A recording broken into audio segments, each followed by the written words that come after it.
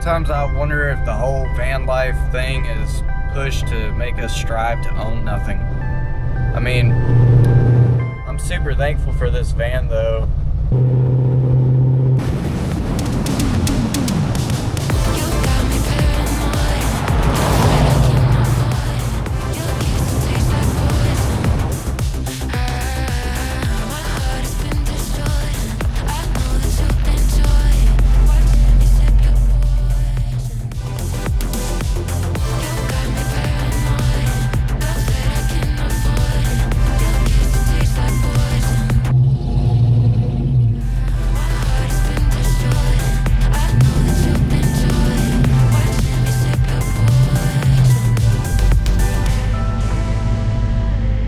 I just put those cube things that look like Legos under the rear tire, and that should have it level. So I'm probably gonna put up my tent. The reason I bought it was for it to be like an outdoor kitchen for me when it is rainy, because it rains a lot here.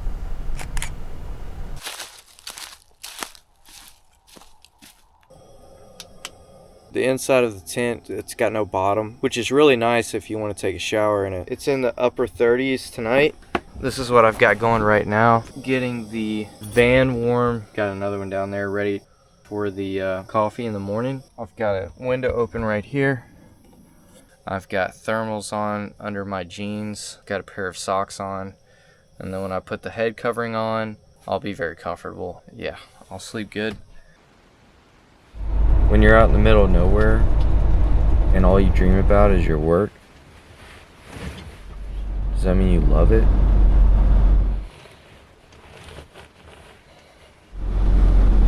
There's the Walmart.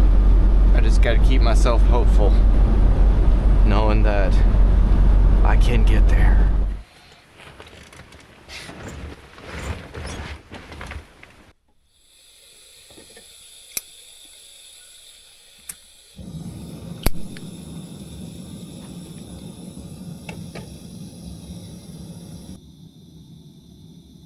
If you've been around me any length of time, you already know that I hate bookmarks. And so sometimes I have to find my place in the book, but it forces me to remember where I was at and remember the last thing I read, because that's the only way I'm going to find where I was in the book if I have forgotten the page number.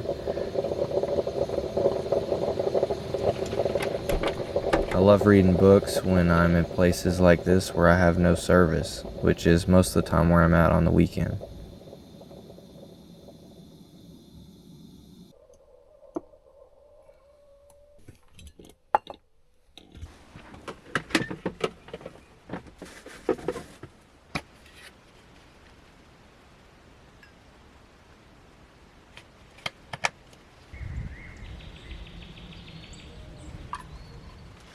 I got that little coffee pot for like $2.99 at the thrift store. I'm still learning how to use it. I used the bigger one for a long time, and I started thinking about like the bigger one uses a lot of space.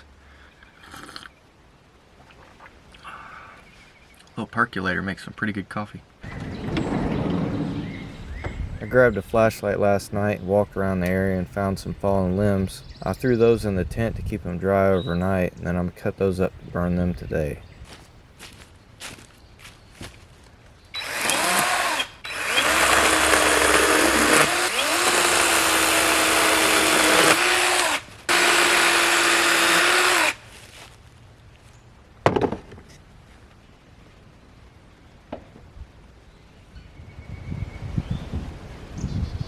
I think one of the first next upgrades I'm going to do to my van is add a roof rack. I want somewhere I can sit when I first step off the ladder, somewhere I can drink coffee and watch a sunrise, sit and watch a sunset, or just sit and watch animals. It started to warm up finally, so I was able to take my hat off. The way I marinated these steaks here is I poured wine into it, then I poured some Lowry seasoned salt, then some Cajun seasoning. On top of that, I added onions and bell peppers, and I'm thinking the wine will sweeten it up. Lowry seasoned salt will make it drier, and then the Cajun seasoning will also make it dry. And the onions will add some acid to it, and the bell peppers will bring it down. And so I'm thinking, if my mentality is right, I think that everything together will be really good. So with these little wood stoves, you gotta have that flame hitting the bottom of the pan or the top of the stove. So the air actually that's on really low, right?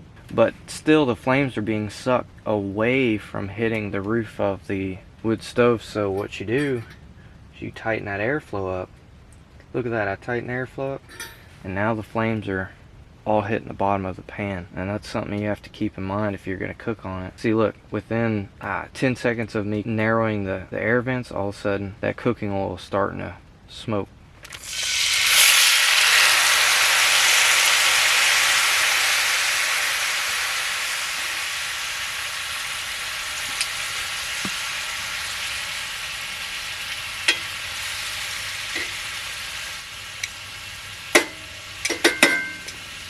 So on these wood stoves, you got two baffles. You've got the one on the pipe, which I put the one on the pipe further up, so that way there's more room for compression, more room for there to be changes. And then you've got the bottom baffle at the bottom of the wood stove. I always change the one on the bottom first, and then I'll change the one on the top if I have to, if it's still drawing too much, to save my wood. But so you got two baffles that you can use to regulate the temperature of your cooking, and then you've got your wood. So with your wood, you've got pine, which burns really hot really fast. The other stuff, you know, say like oak. Then I've got driftwood, which I'm using right now, is driftwood and pine.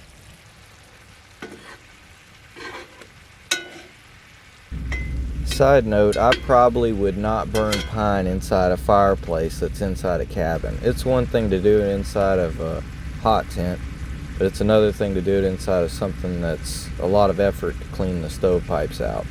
I disassemble this every time I leave somewhere, so it doesn't really matter if I have to clean it out.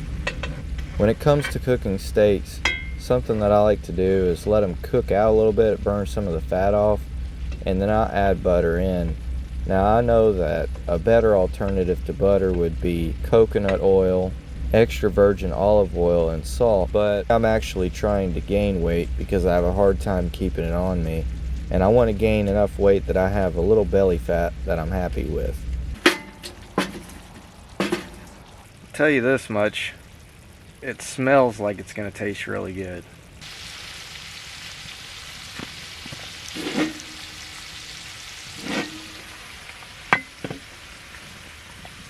You want some food? You want a steak? You a little bit. Come here. I was really hoping I had enough time to let it cool off first before I gave it to her. You want some? Come here. Come on. Come on. Smells pretty good in here, don't it? You want some steak?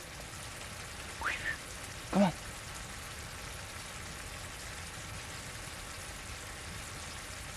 You can have something if you want. Here, sit. Come here.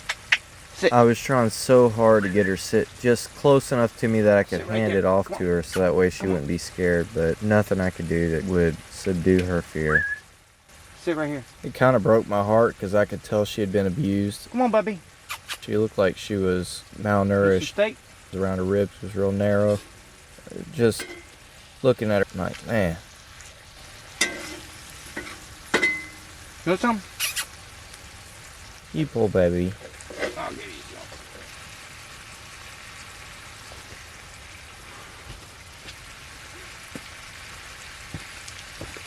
Come here, baby. Food.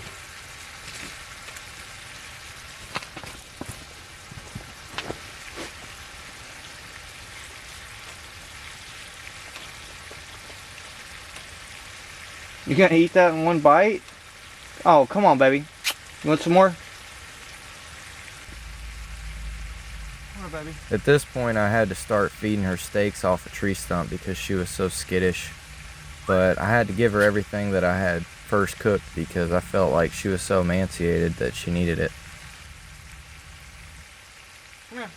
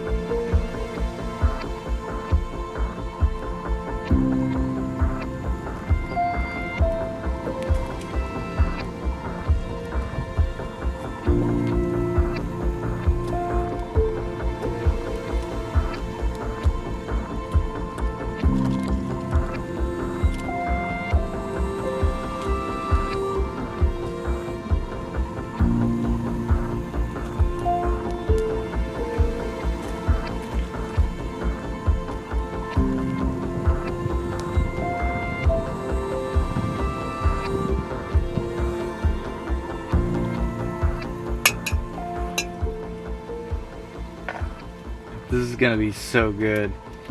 Gosh.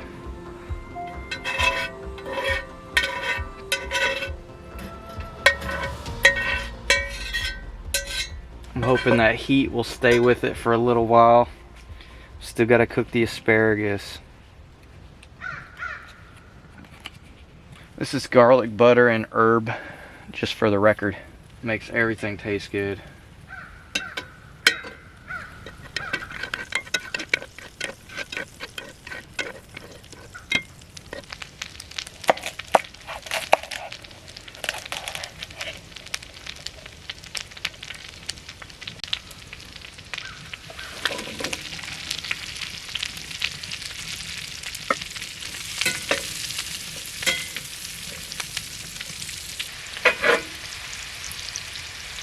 About done. With asparagus, I kind of move it around until the long ones are kind of bendy. But yes, my steak has rested and my asparagus is hot. I think this is going to taste good. We'll find out.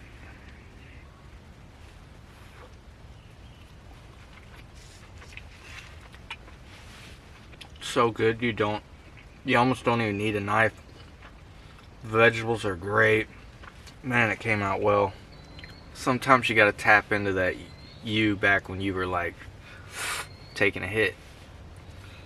And yeah, back then, about 5 hits in, I knew I had 5 things in the fridge and I knew what I was gonna make out of them. Pretty creative when you get real hungry real fast. Man, this is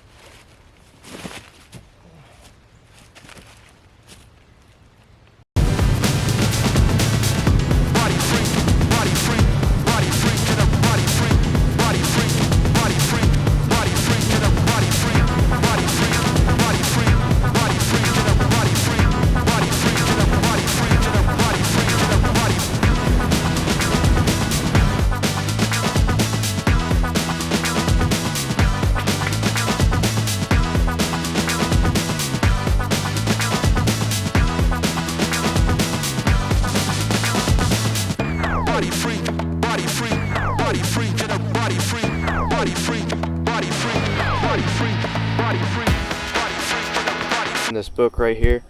It's called Forbidden Knowledge. It's pretty interesting. It says medicine, science, and censorship in early modern Italy.